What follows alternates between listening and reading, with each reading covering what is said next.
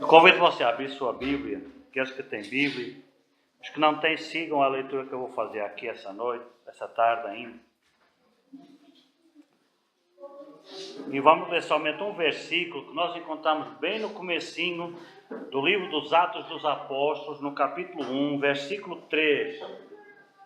E vamos ler aqui uma palavra que Lucas, o médico Lucas, que foi o homem que Deus usou para escrever esse texto aqui da palavra de Deus, e também o Evangelho segundo São Lucas também é dele.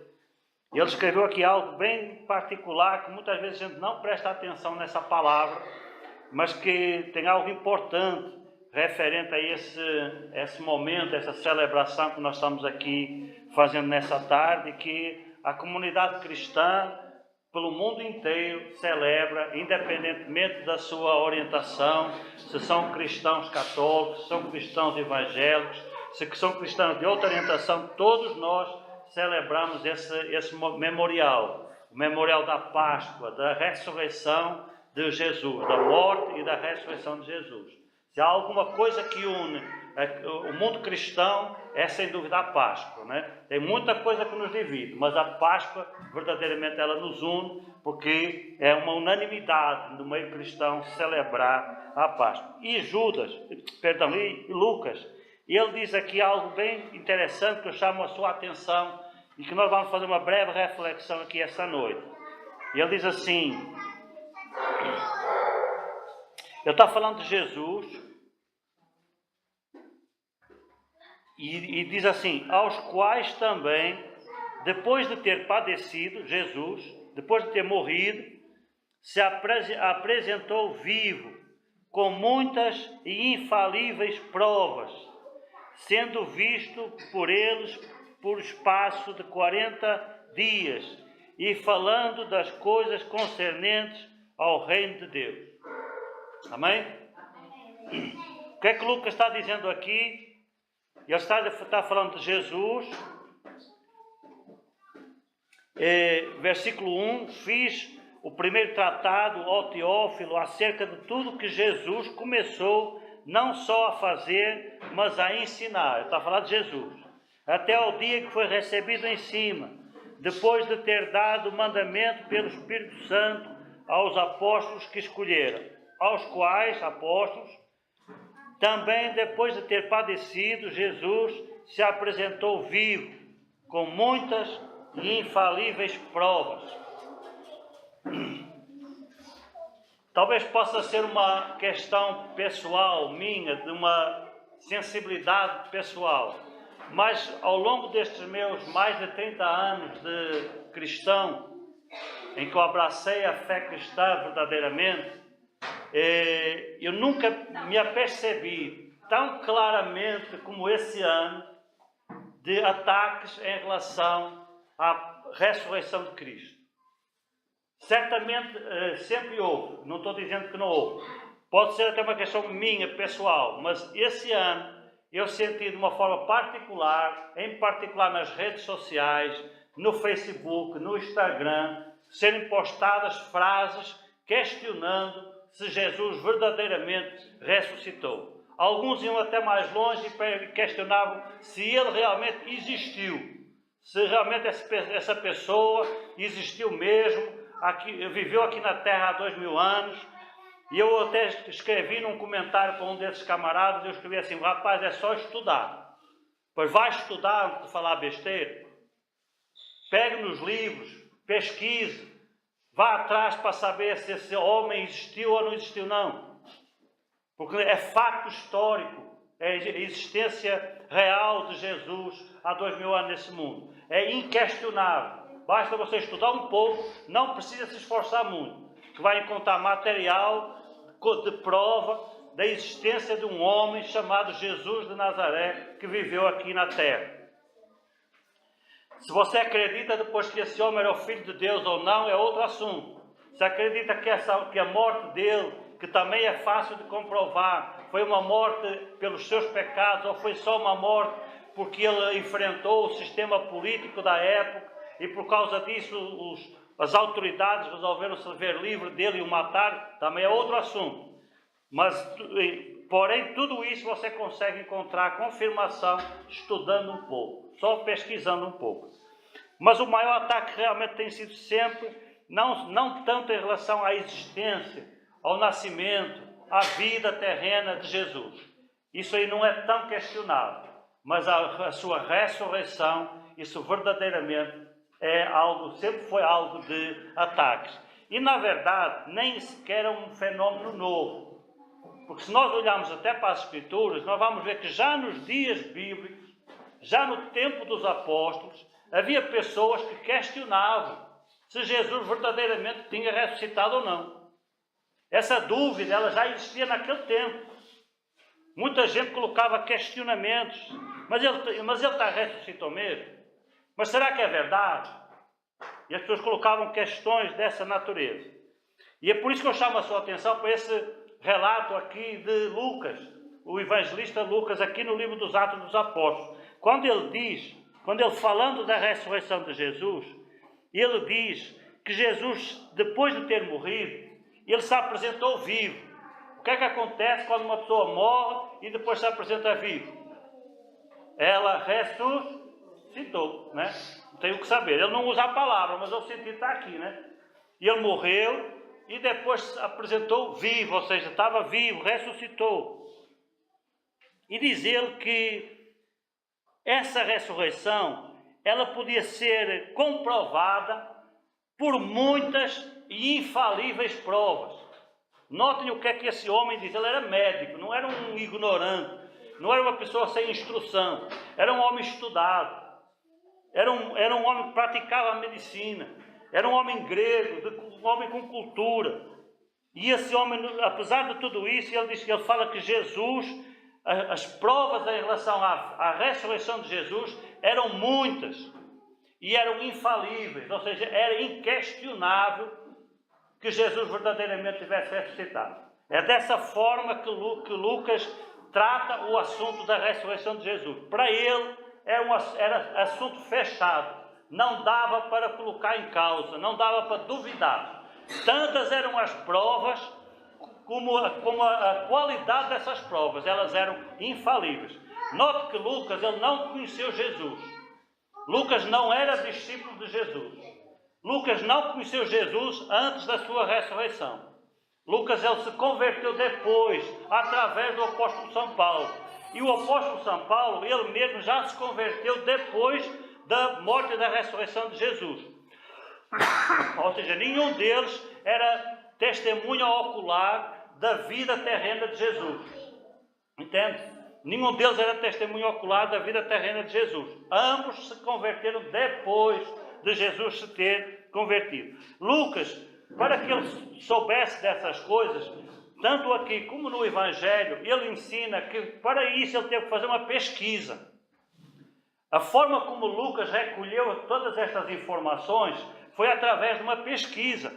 Ele foi estudar, ele foi conversar com as pessoas, ele foi para o terreno, ele foi de casa em casa, ele foi conversar com quem viveu com Jesus e recebeu os relatos de cada pessoa. Foi assim que Lucas ficou sabendo.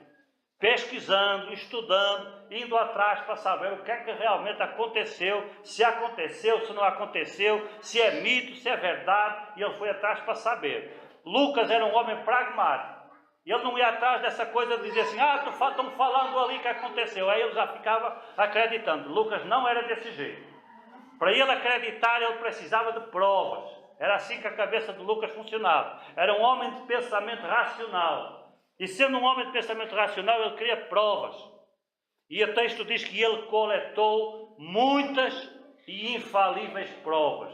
Ele foi convencido da ressurreição de Jesus pelas provas que ele recolheu. Então, quando alguém vier até com você e questionar a ressurreição de Jesus, você pode dizer que existem muitas e infalíveis provas de que verdadeiramente Jesus está vivo. Qual é a importância? Por que a gente precisa reafirmar continuamente a ressurreição de Jesus? Nós lemos acerca disso na nossa palavra oficial, na leitura oficial que nós fizemos no início do culto, e para o qual eu chamo novamente a sua atenção lá na primeira carta aos Coríntios, no capítulo 15. E nesse texto ali, diz algo muito particular e muito importante. É que às vezes nós pensamos que a nossa salvação, que o perdão dos nossos pecados, ele está dependente apenas do que aconteceu na sexta-feira. O que é que aconteceu na sexta-feira?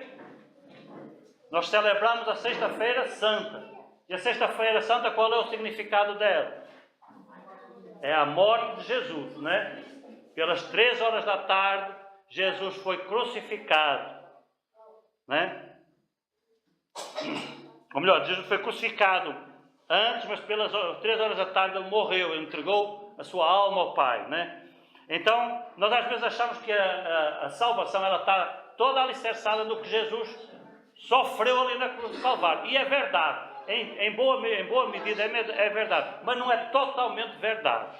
Por quê? Porque o apóstolo Paulo diz aqui nesse texto que nós precisávamos da ressurreição de Jesus. Chama a sua atenção para o versículo 17 do capítulo 15 da primeira carta aos Coríntios, que diz assim: se Cristo não ressuscitou, olha a importância de você acreditar na ressurreição de Cristo. Se Cristo não ressuscitou, é vã a vossa fé, ou seja, é inútil a vossa fé, e ainda permaneceis nos vossos pecados. Ou seja, a obra da redenção, ela, para ser completa, para terminar essa obra, Jesus tinha que ressuscitar dentre os mortos, compreende? Então nós precisávamos da morte de Cristo e precisávamos da sua ressurreição. Só a morte não era suficiente. Por isso é que é tão importante nós crermos na morte de Cristo, mas também crermos que Ele ressuscitou ao terceiro dia. E você pode perguntar assim: mas pastor, que provas são essas? Como é que eu sei que isso foi verdade? Que garantias é que eu tenho de que realmente Jesus ressuscitou mesmo? E eu quero enumerar para você, abreviadamente, porque se eu der lugar eu fico aqui 2 horas, e eu não posso fazer isso esta noite. Então, rapidamente, eu vou repassar algumas provas, dessas tais provas, de que Lucas fala, de que são muitas e infalíveis. Entende? Para você compreender melhor, para que a sua fé e a sua razão se juntem, e você entenda racionalmente que a sua fé tem razão para acreditar em Jesus. Amém? Primeira prova é a prova profética. O que é que significa a prova profética? É verdade que Jesus há 2000 anos morreu e ressuscitou. Porém, muito antes disso acontecer, já os profetas falavam acerca da sua morte e da sua ressurreição. E faziam isso com detalhe. E não foi uma coisa que aconteceu uma semana antes da morte de Cristo. Nem um mês antes, nem um ano antes, nem 100 anos antes. Isaías, por exemplo, profetizou a morte de Cristo com todo o detalhe, 700 anos antes de ter acontecido. Para garantir, para que Deus mostrasse que o que ia acontecer lá na frente, verdadeiramente era Ele. Era uma prova da sua ressurreição, entende?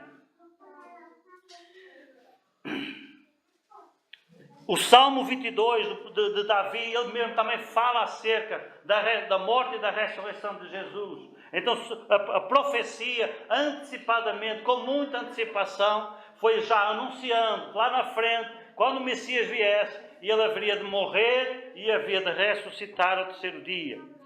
Segunda prova é a prova pessoal de Jesus. Ele mesmo, durante todo o seu ministério, ele falou abertamente que ele precisava morrer e precisava ressuscitar ao terceiro dia. Ele deu vários sinais para os seus discípulos, e esses sinais eram tão claros que os seus discípulos, não entendendo a morte de Cristo, nem entendendo a importância e o significado dessa morte, eles repreendiam Jesus. E eles diziam: mestre, o que é que tu está falando? Não faças isso contigo, não precisa fazer isso. Eles não entendiam que Jesus precisava morrer pelos nossos pecados. E por causa disso eles repreendiam Jesus. Eles diziam: não faça isso, Jesus. E ele anunciou várias vezes ao longo do seu ministério que iria morrer e iria ressuscitar ao terceiro dia. Temos também a prova histórica.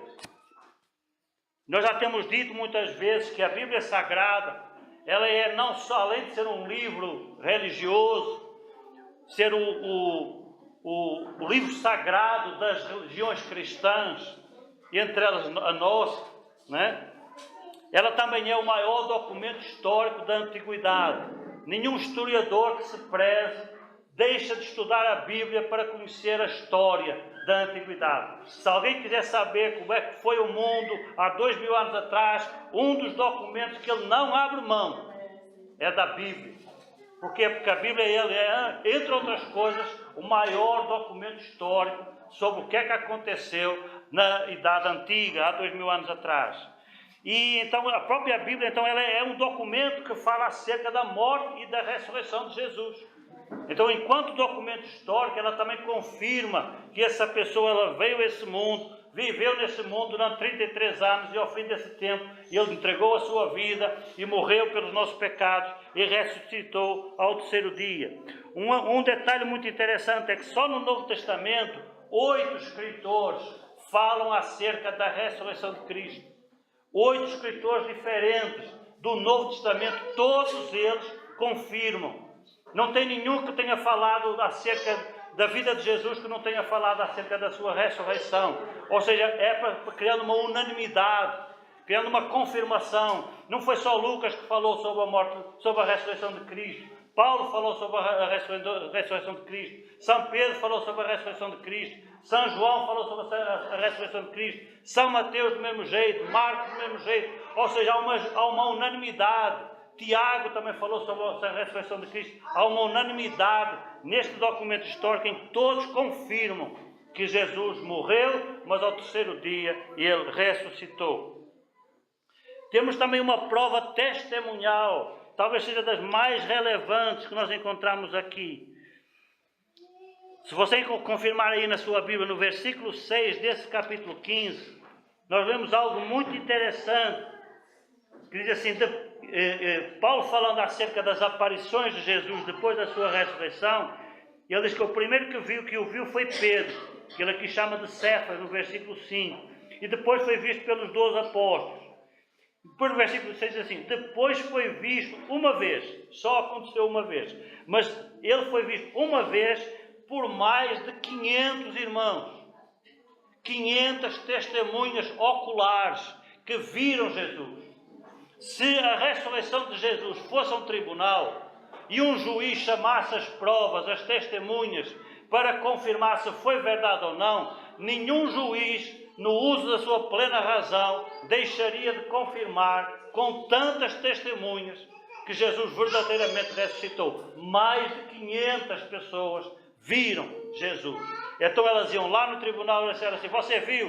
Vi. Eu vi Jesus, foi desse jeito, ia confirmar. E depois chamava outro e ele ia confirmar de novo. Entende? Então é algo irrefutável, não tem como questionar. Porque eram tantas as testemunhas, que eu acho que o juiz, ao fim de 10, ele já liberava o restante, ele não precisa mais não, já entendi. Realmente ele ressuscitou mesmo, está todo mundo confirmando aí que Jesus ressuscitou. É uma prova ocular, uma prova testemunhal.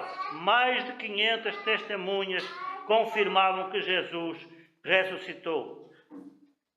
Temos também uma prova temporal. E se nós encontrarmos no texto que nós lemos lá em Atos capítulo 1, versículo 3, quando Lucas diz que Jesus foi visto por mais de 40 dias. Ou seja, não foi assim uma aparição momentânea, fugaz. Apareceu ali, dizem que ele apareceu ali, mas a coisa foi assim uns 3 segundos, né? Aí depois sumiu. Aí tem gente que diz que era, tem gente que diz que não era, tem gente que diz que é uma visão, né? Tem umas aparições que é assim, né? Só que as aparições de Jesus não foram dessa forma, foram 40 dias consecutivos, mais de um mês, em que Jesus todo dia ele aparecia às pessoas. Isso foi antes da sua ascensão, nós sabemos disso, né? Jesus, entre o período da sua ressurreição e o momento em que ele ascendeu ao céu para ficar sentado à mão direita do Pai, percorreu um tempo de 40 dias. E durante esses 40 dias ele ficou aqui na terra ainda. E ele ficou aparecendo para as pessoas, e ficou visitando os discípulos, e ficou ensinando eles, e fez um bocado de coisa durante aquele tempo, ensinou muitos ensinamentos preciosos durante aquele tempo. Então esses 40 dias são também uma prova de que Jesus realmente ressuscitou. Não foi só um momento, entende? Não foi assim uma visão fugaz, que acontece assim por alguns segundos, e vocês E é Jesus. Mas logo depois já sumiu e você fica naquela dúvida se foi mesmo, se não foi, se foi uma ilusão de ótica, se foi você que está inventando coisas, se é você que está ficando doido, né? Mas não tinha como questionar. Os discípulos estavam juntos numa sala assim como esta, conversando, ou às vezes jantando, e de repente Jesus aparecia no meio deles, e não só aparecia, como ficava junto com eles, jantava com eles. Era um momento muito gostoso que Jesus se permitia ter com aqueles discípulos. Uma outra prova também muito importante é que é a prova da vida. Se você raciocinar com cuidado, você vai ver que todos os discípulos de Jesus, todos os apóstolos, todos os seguidores de Jesus, eles mantiveram essa versão de que Jesus viveu, de que Jesus morreu e de que Jesus ressuscitou ao longo de toda a sua vida. Mas você acha que foi fácil? Nós sabemos, em particular pela tradição, chamada tradição da Igreja Católica, que muitos deles morreram, deram a sua vida como mártires, por causa de ficar pregando que Jesus viveu e ressuscitou. Você imagina que esse negócio da ressurreição de Jesus era uma mentira, que eles tinham criado assim uma fantasia. Alguém arriscaria a sua vida por causa de uma fantasia? Você arriscaria a sua vida por uma coisa que você sabe que não foi verdade? Você iria até às últimas consequências para manter aquela fala, você sabendo que não tinha acontecido? Pois foi isso que os apóstolos fizeram. Eles deram a sua vida, eles foram mortos como mártires, foram executados por manter a palavra de que Jesus tinha morrido e ressuscitado. E eles foram convidados e convocados a negar Jesus, e eles recusaram a negar Jesus. E eles tinham que estar doidos para fazer isso se não tivesse sido verdade, concorda comigo? Só tendo sido verdade é que eles mantiveram a palavra até o final, e isso lhes custou a própria vida. Morreram, foram martirizados, com mortes cruéis muitas vezes, por causa de manter a palavra de que Jesus tinha ressuscitado. Então isso é uma prova inequívoca, como dizia Lucas, é uma prova infalível de que verdadeiramente Jesus ressuscitou. E por último, a prova da inteligência. Vamos imaginar que essa história aqui da ressurreição de Jesus não foi verdadeira. Foi alguém que inventou essa história, não é? Um cara assim inspirado, com uma boa imaginação, uma imaginação muito fértil, não é? Criou essa história fantasiosa de que Jesus morreu e ao terceiro dia ressuscitou. Vamos imaginar um escritor famoso, usando toda a sua capacidade imaginativa e literária para escrever, para compor essa história. Consegue imaginar? Agora me diga uma coisa. Se você fosse inventar essa história, uma história sobre a ressurreição de Jesus, na hora que Jesus se revelasse, na hora que ele fosse aparecer, ele iria aparecer para quem? Quem você botaria como primeiro a quem Jesus iria aparecer? Pôncio Pilatos, o homem que decidiu a morte de Jesus. Com certeza seria um dos primeiros. Se eu fosse o inventor da ressurreição de Cristo, pode ter a certeza que Pôncio Pilatos ia ter recebido uma visitinha de Jesus, né? Só para dar aquele susto básico, né? Para ele borrar suas calças, né? Imagine Pôncio Pilatos ver Jesus logo no café da manhã, né? Ou no meio da madrugada, né? Se fosse uma criação, se fosse uma invenção a ressurreição de Cristo, na hora que Jesus fosse aparecer, ele iria aparecer para os seus inimigos, para Herodes, para os fariseus, para os sacerdotes, para todos aqueles que se levantaram contra ele. Talvez ele juntasse aquela multidão lá naquela praça, aquela multidão que gritou crucificam, crucificam, e ele aparecia na frente daquela multidão, e de uma só palavra fazia com que todos caíssem por terra mortos. Não era assim que a gente fazia uma história verdadeira da ressurreição triunfal de Jesus? Alguém iria inventar uma história em que Jesus ressuscitou e as testemunhas da sua ressurreição eram duas mulheres que tinham ido lá no templo, no sepulcro, para preparar o corpo. E quando chegaram lá, viram que a pedra estava removida, conversaram com os anjos, e os anjos disseram que Jesus tinha ressuscitado, e elas não tiveram nem coragem de entrar, voltaram para falar para os discípulos. Alguém iria inventar uma história dessa? Sabe que há 2000 anos a mulher não tinha nenhuma credibilidade, a mulher socialmente não tinha crédito. Como é que se iria escolher duas mulheres como primeira testemunha da ressurreição se a palavra delas não tinha valor? E depois o segundo que viu Jesus foi Pedro, um dos seus principais discípulos. Se eu fosse inventar essa história, eu nunca botava Jesus a aparecer para Pedro, porque é óbvio que Pedro iria confirmar. Pedro é testemunha em causa própria. É ou não é? Se fosse uma mentira, se fosse uma coisa artificialmente composta, se fosse uma história inventada, ela nunca teria sido inventada do jeito que ela foi criada, que ela está descrita nas Escrituras. Porque isso seria fraco demais. Entende? Como é que eu iria convencer as pessoas que Jesus ressuscitou, dizendo que ela apareceu para duas mulheres, quando a palavra das mulheres não tinha valor? Dizendo que ela apareceu para os seus próprios discípulos, quando os seus discípulos, a palavra dos discípulos não tinha valor. Não é? Eu inventaria uma história muito mais elaborada, Jesus aparecendo para aquelas personalidades, né?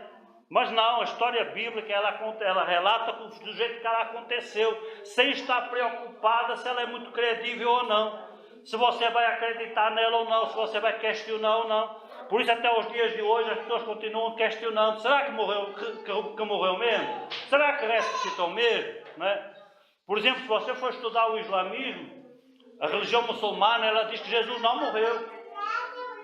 A religião muçulmana, que tem como seu principal profeta Maomé, ela apresenta Jesus como o segundo maior profeta da história. Isso faz parte da religião muçulmana, como o segundo maior profeta da história. E segundo eles, Jesus era tão importante para Deus, porque segundo eles, Jesus é a palavra de Deus, do jeito que diz João. João apresenta Jesus como a palavra. Maomé e a religião muçulmana também apresenta Jesus como a palavra. E eles dizem que nunca Deus deixaria que a sua palavra fosse crucificada, que a sua palavra fosse morta. Então, segundo eles, quem morreu naquela cruz foi alguém que foi pego em lugar de Cristo. Confundiram aquela pessoa com Jesus e colocaram aquela pessoa na cruz, mas Jesus mesmo não foi, escapou. E Jesus nem sequer morreu, segundo a religião islâmica, mas ascendeu ao céu em vida. Não é uma história bem mais elaborada? Não é? Se você quiser criar uma história fantasiosa sobre Jesus, a história muçulmana é bem mais interessante, não é? Então ela livrou Jesus da morte, Jesus não morreu, foi alguém que foi no lugar dele, e Jesus nem sequer provou a morte, porque o Pai gostava tanto dele que o tirou em vida e o levou para o céu. É assim que a religião muçulmana ensina a vida de Jesus, ou a morte de Jesus, a ida de Jesus para a presença de Deus. Então eles não ensinam que nem a morte, nem a ressurreição. Segundo eles, Jesus não morreu.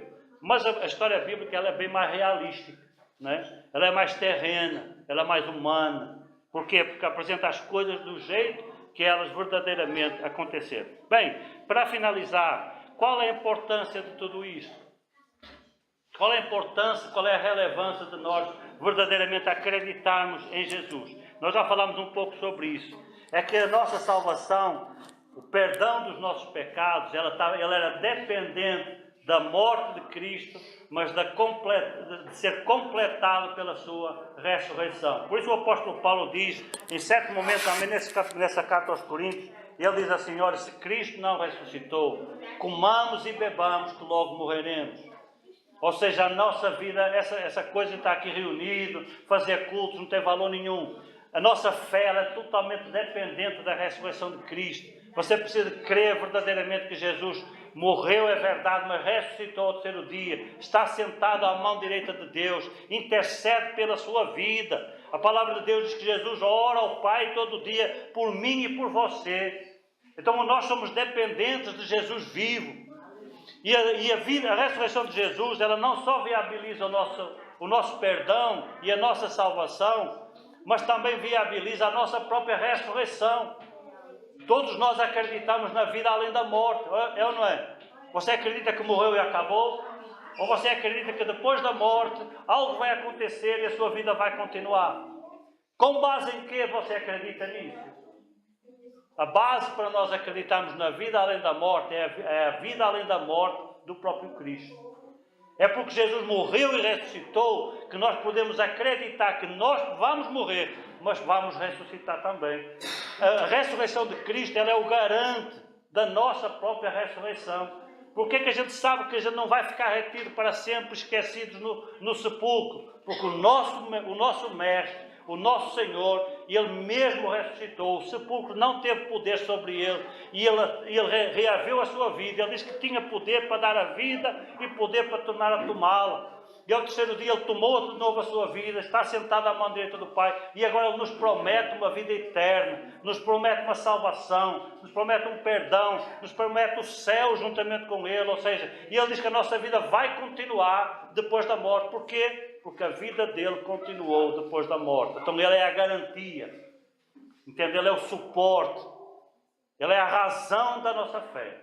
Não fora isso, nós nem sequer valia a pena estarmos aqui. Como diz o apóstolo Paulo, comamos e bebamos, porque logo morreremos. Se Cristo não ressuscitou, não vale a pena a gente estar a perder nosso tempo. Agora, Cristo verdadeiramente ressuscitou. E por isso o apóstolo Paulo não só vivia um cristianismo verdadeiro, como ele mesmo deu a sua vida, como um mártir por essa verdade. Uma verdade em que ele verdadeiramente acreditava. E quando ele chegou lá a Roma, ele foi condenado e foi executado. Porque ele manteve firme a sua fé, a sua convicção.